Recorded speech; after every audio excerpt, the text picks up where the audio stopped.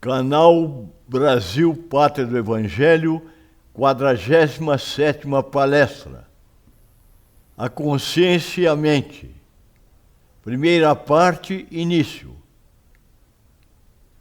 O que é a consciência e como se manifesta?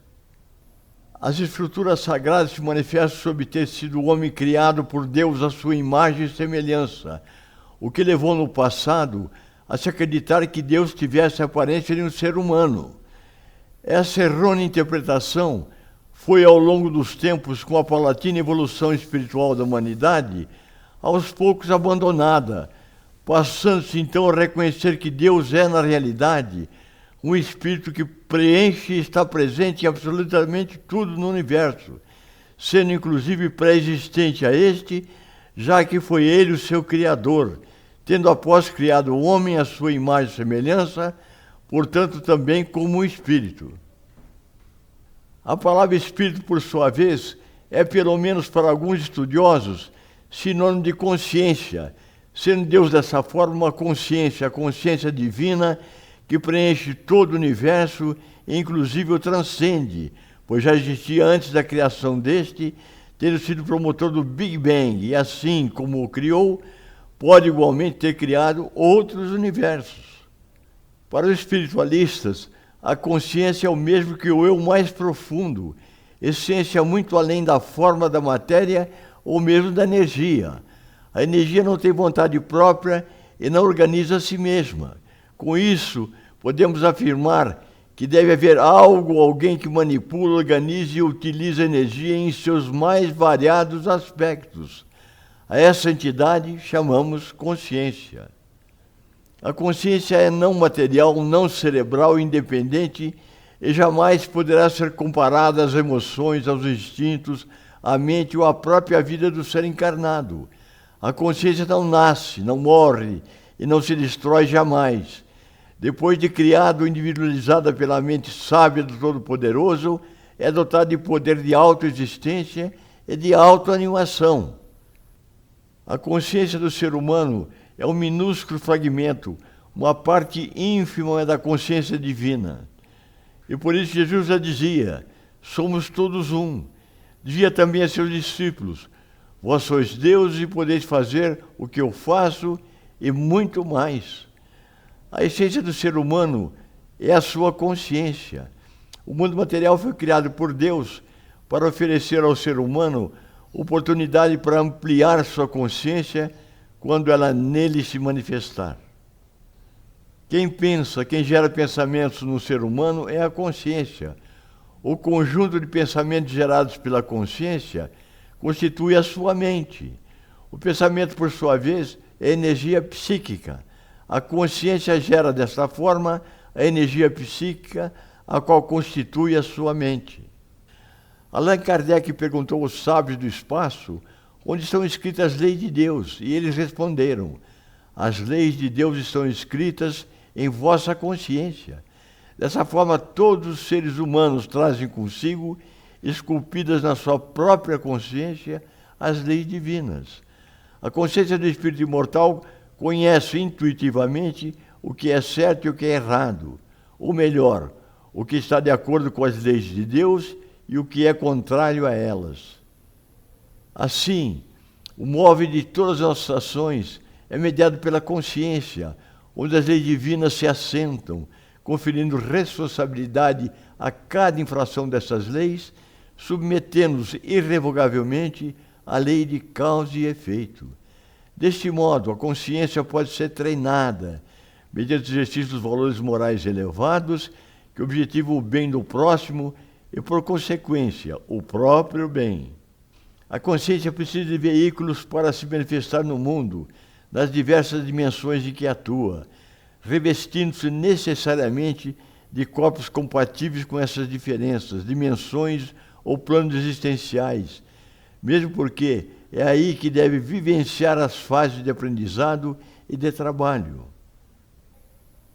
Assim, de acordo com diversas escolas de pensamento, o homem é um ser de aspecto setenário, ou seja, se manifesta através de 7 dimensões ou 7 princípios, quais sejam o corpo físico, duplo estérico, corpo astral, o corpo mental inferior, o corpo mental superior, o búdico e o átmico, os quais não constituem a consciência em si, a qual está muito além de todos esses corpos transitórios de manifestação. Vide o artigo Os 7 Corpos do Homem, já apresentado no presente ciclo de palestras. A consciência, no final das contas, é o saber que se é a percepção de que se existe, de que se é um indivíduo, um ser único. As leis de Deus. Entre as leis de Deus, umas regulam o movimento e as relações da matéria bruta. São as leis físicas. Seu estudo pertence ao domínio da ciência. As outras concernem especialmente ao homem e as suas relações com Deus e com seus semelhantes. Compreende as regras da vida do corpo e as da vida da alma. São as leis morais, as quais estão consubstanciadas nos ensinamentos de Jesus, o qual Deus ofereceu ao homem para servir de guia e de modelo. Jesus é para o homem o tipo de perfeição moral a que se pode aspirar a humanidade, tendo trazido para a Terra a mais pura expressão das leis divinas. O ensino ministrado por Jesus era frequentemente alegórico em forma de parábolas, porque ele falava de acordo com a época e os lugares, fazendo-se necessário que a verdade fosse inteligível para todos. Tornou-se assim necessário explicar e desenvolver essas leis, já que tão poucos são os que as compreendem e ainda menos os que as praticam.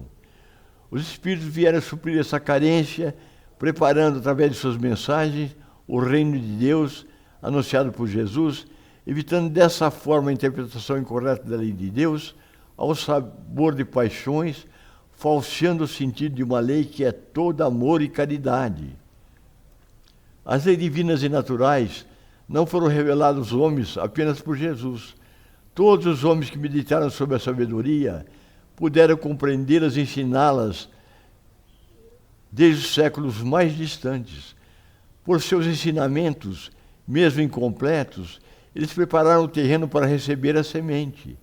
Nem todos conseguem ler e interpretar as leis de Deus e praticá-las. Para isso é necessário o desenvolvimento do senso moral. Essa conquista é fruto do esforço pessoal, do estudo, da meditação, dos pensamentos nobres. Assim a consciência se desenvolve, se aprimora, se aperfeiçoa com o progresso do espírito, possibilitando assim a sua tão necessária ampliação. A lei de causa e efeito. A lei de causa e efeito, uma lei de Deus, se utiliza da consciência para promover a evolução espiritual do ser humano, donde se segue que, nas pequenas como nas grandes coisas, o homem é sempre corrigido naquilo em que errou. Os sofrimentos consequentes dão-lhe experiência e o fazem sentir a diferença entre o bem e o mal, bem como a necessidade de se melhorar, para evitar no futuro o que já foi para ele uma causa de mágoas. Sem isso, ele não teria nenhum motivo para se emendar, e confiante na impunidade, retardaria o seu adiantamento e, portanto, a sua felicidade. Deus não impõe ao homem nenhum sofrimento, mas é geralmente a própria consciência do homem que o induz a resgatar suas faltas, praticadas nesta ou noutras vidas. Para tanto, Deus nos propicia a oportunidade de reencarnarmos tantas vezes quanto necessárias, até a plena eliminação de todas as nossas faltas, já que seu grande objetivo com relação a cada um de nós é transformar em espíritos perfeitos, espíritos de luz. Assim não é deixado sem correção nenhum desvio do caminho reto. Não há uma só falta, por mais leve que seja, que não tenha consequências inevitáveis, mais ou menos desagradáveis. Para adquirir mais informações sobre as leis de causa e efeito, sugerimos que o leitor se dirija ao artigo O Porquê do Sofrimento neste Mundo, Lei de Causa e Efeito, já apresentado no presente ciclo de palestras. Ampliação da consciência. O despertar da consciência é efeito natural do processo evolutivo e essa conquista permitirá ao ser avaliar fatores profundos como o bem e o mal, o certo e o errado, o dever e a responsabilidade, a honra e a desonra, o nobre e o vulgar, o lícito e o irregular, a liberdade e a libertinagem. A consciência amadurece, se desenvolve e se amplia a cada nova experiência, a cada novo conflito. Imagine que o edifício que nós estamos hoje é feito de tijolos e você tem a habilidade de mudar cada tijolo do edifício uma vez ao ano, que é o que nós fazemos com o nosso corpo físico. Você pergunta, bem, se eu estou realmente reconstituindo o meu corpo inteiro a cada ano, então por que eu ainda tenho esse problema nas costas e essa artrite? A resposta é que através da resposta condicionada e apego ao conhecido, nós engendramos os mesmos eventos quânticos através da nossa própria interação que tem o mesmo resultado. Quanto mais ouvirmos a consciência, mais nos aproximaremos da divindade latente em todos nós.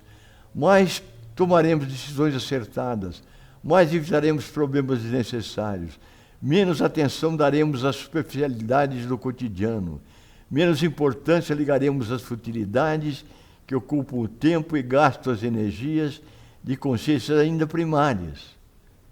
Se você pudesse ver o mundo sem julgamento, você o viria como uma criança, fresco, com infinitas possibilidades, todas contidas num eterno contínuo. O que você precisa para ser livre é o desconhecido. O que você precisa para ser livre não é o conhecido. Liberdade do conhecido é o que nós precisamos. Nós precisamos pular no desconhecido a cada segundo das nossas vidas, porque o conhecido não é outra coisa do que padrões rígidos de condicionamento do passado, memórias e pesos do passado. O conhecido está dentro da consciência temporal. A consciência temporal é a consciência da autoimagem.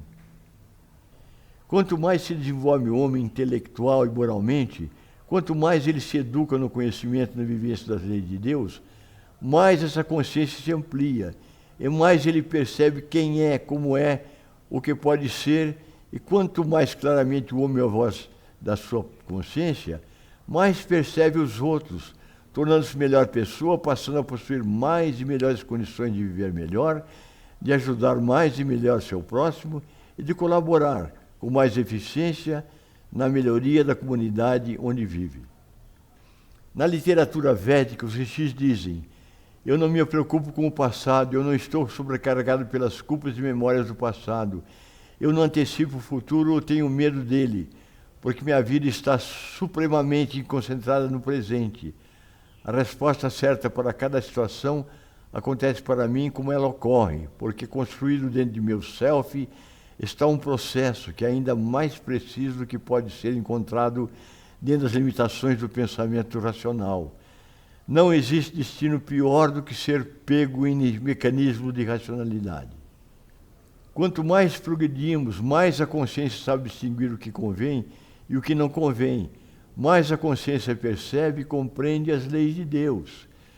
Conforme o espírito imortal evolui através de inúmeras reencarnações, mais e mais se questiona sobre quem é, de onde veio e para onde vai. A consciência não é de natureza intelectual, pois encontramos-la em pessoas incultas intelectualmente e ausente em outras, portadoras de conhecimentos acadêmicos. O espírito pouco evoluído, com um grau de consciência precário, pouco percebe das leis de Deus.